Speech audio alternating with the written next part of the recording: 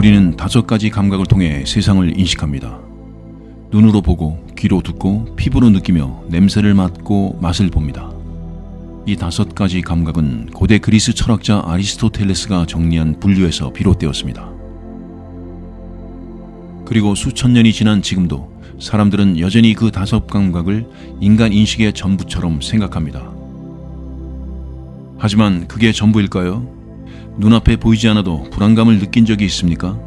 아무런 소리가 나지 않았는데 누군가 나를 바라보고 있다는 감각을 느낀 적은요? 이러한 경험은 대부분 착각으로 치부되곤 합니다.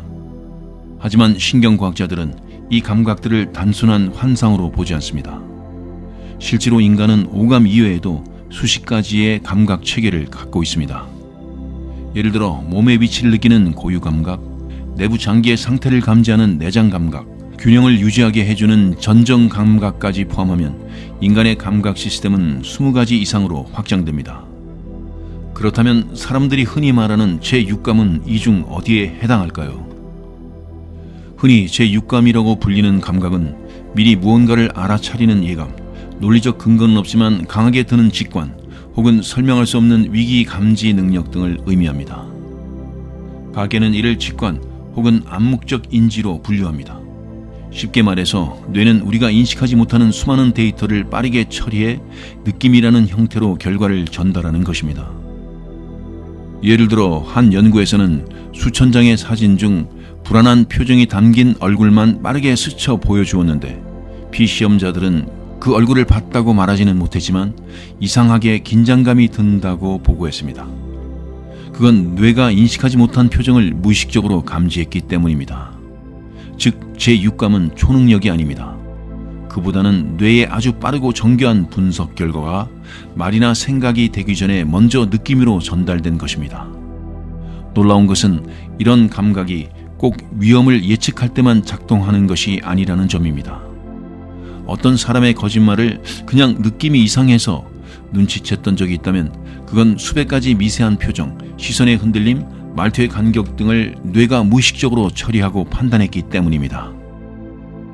하지만 사람들은 이런 감각을 쉽게 설명할 수 없기에 마치 신비한 힘처럼 느끼곤 합니다. 그래서 우리는 그것을 제6감이라고 부릅니다. 하지만 아무도 몰랐습니다.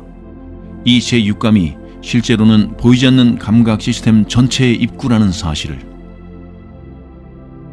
우리는 감정을 어디서 느낄까요? 사랑을 하면 가슴이 뛰고, 불안을 느끼면 배가 아프고, 긴장할 땐 손에 땀이 나고, 슬플 때는 목이 먹먹해집니다. 감정은 뇌에서만 만들어지는 것이 아닙니다. 우리 몸 구석구석, 특히 장과 내장 기관들은 감정의 시작점이자 통로가 됩니다. 이 감각을 내장 감각이라고 합니다. 쉽게 말하면 몸속을 감지하는 감각입니다.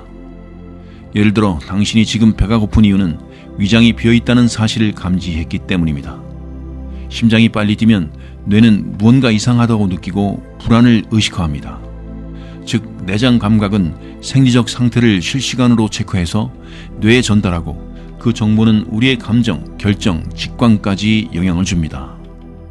독일의 신경과학자 타일러 모어 박사는 심박수가 빨라졌을 때 더 많은 사람들이 불안하고 소극적인 결정을 내린다는 실험을 통해 내장 신호가 판단력에도 영향을 미친다는 사실을 증명했습니다. 또한 최근에는 장과 뇌가 대화를 나눈다는 개념도 등장했습니다. 이를 장뇌축이라고 합니다. 우리의 장에는 약 1억 개 이상의 신경세포가 있으며 이 장신경계는 뇌와 독립적으로 작동할 수 있을 정도로 복잡합니다. 놀라운 건 감정 조절에 중요한 세로토닌의 약 90%가 장에서 생성된다는 사실입니다. 이 말은 곧 우리의 기분은 장 건강과 매우 밀접하다는 뜻입니다. 그러니 어떤 날 유독 기분이 가라앉고 우울하다면 그건 복잡한 심리 때문이 아니라 장내 미생물의 불균형일 수도 있습니다. 내장 감각은 또한 예감과 연결되어 작동하기도 합니다. 어떤 사람이 처음부터 불편하게 느껴졌던 경험, 어떤 장소에 들어갔을 때 설명할 수 없는 압박감, 이 모든 것은 뇌가 아니라 몸이 먼저 위험 신호를 감지했기 때문일 수 있습니다. 이처럼 제6감은 외부 세계가 아니라 내부 세계의 언어이기도 합니다. 그리고 이 언어를 잘 듣고 해석할수록 우리는 더 나은 선택을 하고 더 안정된 삶을 살 수 있습니다. 우리는 어떻게 방향을 알까요? 눈을 감고도 손을 뻗어 물건을 짚고 계단을 내려갈 때마다 발을 맞추고 자전거를 타며 균형을 유지할 수 있는 건 보이지 않아도 몸이 자신이 있는 위치와 움직임을 정확히 알고 있기 때문입니다. 이 능력을 고유 감각이라고 부릅니다. 쉽게 말해 몸이 자기 몸의 위치를 느끼는 감각입니다. 예를 들어 눈을 감고도 코끝에 손가락을 댈 수 있는 건 팔의 근육, 관절, 힘줄에 있는 수용체들이 지금 어디에 있는지를 실시간으로 뇌에 전달하기 때문입니다. 이 감각은 출생과 동시에 자동으로 학습됩니다. 걸음마를 배우고 숟가락을 들고 줄넘기를 익히는 과정은 모두 고유 감각의 훈련입니다. 그리고 이 감각은 뇌의 운동 피질, 손해, 전정기관과 함께 우리를 넘어지지 않게 방향을 잃지 않게 도와줍니다. 여기서 또 하나의 감각이 등장하는데 바로 전정감각입니다. 전정감각은 귓속, 정확히는 내 이에 위치한 세반고리관과 전정기관에서 감지되는 감각입니다. 이곳은 몸의 기울기, 가속도, 회전을 감지합니다. 예를 들어 놀이공원에서 롤러코스터를 탔을 때 속이 울렁거리며 방향을 잃는 건 전정기관이 과도한 움직임을 감지했기 때문입니다. 전정감각은 우리가 균형을 유지하게 해줍니다. 따라서 이 감각이 손상되면 몸은 마치 회전하는 듯한 어지럼증을 느끼고 직립보행이 어려워지기도 합니다. 이 고유 감각과 전정 감각은 시각이 없어도 방향을 감지할 수 있게 해주는 내부 나침반입니다. 무중력 상태의 우주에서도 우주 비행사들이 몸의 방향을 인식하고 작업을 수행할 수 있는 이유는 바로 이 감각들이 여전히 작동하기 때문입니다. 또한 최근 연구는 이 감각들이 감정의 안정성에도 기여하고 있다는 것을 보여줍니다. 어린 아이들이 흔들 의자나 회전놀이를 좋아하는 이유, 성인이 스트레스를 받을 때 걷거나 산책을 하는 이유도 이 감각을 자극함으로써 정서적 안정을 되찾는 생리 반응이라는 것입니다. 결국 제6감은 단지 신비한 능력이 아니라 우리 몸 곳곳에 숨어있는 감각 시스템의 집합입니다. 그리고 우리는 그 감각들을 통해 세상을 보지 않고도 파악할 수 있습니다. 우리는 말하지 않아도 압니다. 누군가의 목소리가 떨리는 것을 듣고 그날따라 말수가 줄어든 친구를 보고 괜찮다고 말했지만 눈빛이 어두운 사람을 통해 그가 지금 슬프다는 것을 느낄 수 있습니다. 이것이 바로 공감의 감각입니다. 공감은 단순한 정서적 반응이 아니라 뇌 속에 존재하는 정교한 신경 구조에서 비롯됩니다. 대표적인 것이 거울 뉴런입니다. 1990년대 이탈리아의 신경과학자 지아코모 리촐라티는 원숭이의 뇌에서 자신이 직접 행동할 때뿐만 아니라 다른 개체가 행동하는 모습을 보기만 해도 같은 뉴런이 활성화된다는 사실을 발견했습니다. 예를 들어 누군가가 아픈 표정을 지으면 우리 뇌도 마치 고통을 겪는 것처럼 반응합니다. 이러한 반응은 뇌가 감정의 시뮬레이션을 수행하고 있다는 뜻입니다. 즉 우리는 타인의 감정을 추측하는 것이 아니라 실제로 경험하고 있는 것입니다. 또한 공감은 단지 뇌의 반응만이 아닙니다. 호흡, 심박수, 근육의 긴장도까지 함께 변합니다. 이러한 생리적 동조 현상은 둘 사이에 일종의 신체적 공명이 일어난 것과 같습니다. 흥미로운 점은 이 공감 능력이 사람마다 다르다는 것입니다. 예를 들어 자폐 스펙트럼 장애를 가진 사람들은 거울 뉴런의 반응이 일반인보다 낮다는 연구가 있으며 이는 사회적 단서 해석에 어려움을 겪는 이유 중 하나로 지목됩니다.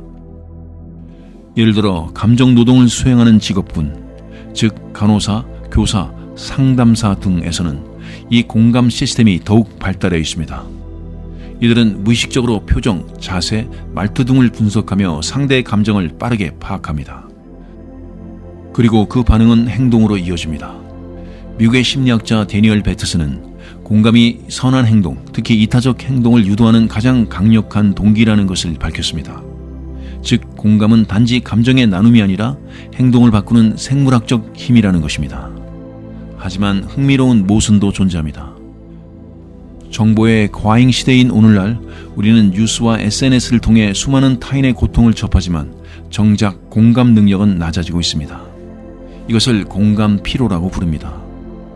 너무 많은 감정 자극은 뇌의 회피 반응을 일으키고 오히려 감정을 둔하게 만듭니다. 결국 공감은 훈련과 회복이 필요한 감각입니다. 정적인 휴식, 자연과의 교감, 깊은 대화, 그리고 신뢰받는 관계 안에서 공감 시스템은 회복되며 타인의 감정을 다시 민감하게 읽어낼 수 있습니다. 이처럼 공감은 제6감의 가장 인간적인 얼굴입니다. 그것은 뇌의 구조이자 마음의 기술이며 무형의 감각으로 세상을 연결하는 다리입니다. 사람들은 종종 이렇게 말합니다. 왠지 느낌이 이상했어. 그 사람을 처음 봤을 때부터 뭔가 불안했어. 이 길이 아니라는 것을 알았어. 이처럼 직감은 논리적인 설명이나 충분한 정보 없이도 결정을 내리게 만드는 비언어적인 감각입니다. 직감은 흔히 감 또는 육감이라고도 불리며 미리 알 수 없는 상황에 대해 갑작스러운 통찰이나 예측을 가능하게 합니다. 과연 이 감각은 어디에서 오는 걸까요? 미국 프린스턴 대학의 심리학자 게리 클라인은 소방관과 응급구조대, 군 지휘관 등을 연구한 끝에 패턴 인식 기반의 의사결정 모델을 제시했습니다.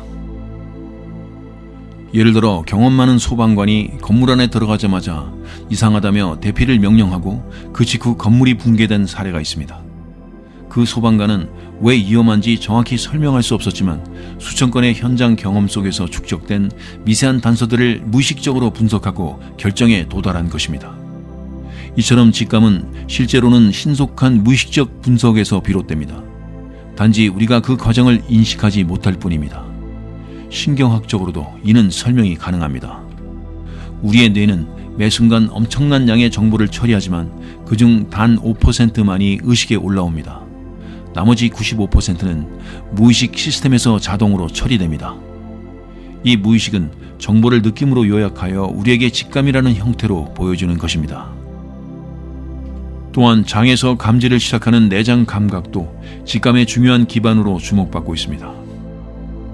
미국 UCLA의 장-뇌 연결 연구에 따르면 장에는 1억 개 이상의 신경세포가 존재하며 우리의 감정, 결단, 심지어 공포 반응까지 영향을 미친다고 합니다.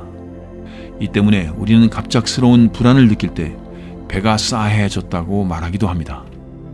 실제로 직감이 탁월하게 작동하는 순간은 위기 상황이나 제한된 정보 속에서 자주 나타납니다. 하지만 주의할 점도 있습니다. 직감은 정확할 수 있지만 항상 정확한 것은 아닙니다. 선입견, 편견, 감정적 왜곡 등이 잘못된 직감을 만들 수 있기 때문입니다. 따라서 뇌과학자들은 직감을 신뢰하되 검증 가능한 방식으로 보완할 필요가 있다고 말합니다. 예를 들어 직감이 신호를 주었다면 그에 따라 행동하기 전에 경험과 사실, 타인의 의견으로 그 직감을 한 번 더 확인하는 습관이 오히려 직감을 더 날카롭게 훈련시킨다는 것입니다. 결국 직감은 단순한 느낌이 아니라 우리가 쌓아온 경험과 신경 시스템이 만든 압축된 정보의 결정입니다. 그것은 보이지 않지만 존재하며 우리가 위기 속에서 빠르게 대응하고 정확한 방향을 잡을 수 있게 해주는 가장 오래된 감각 중 하나입니다.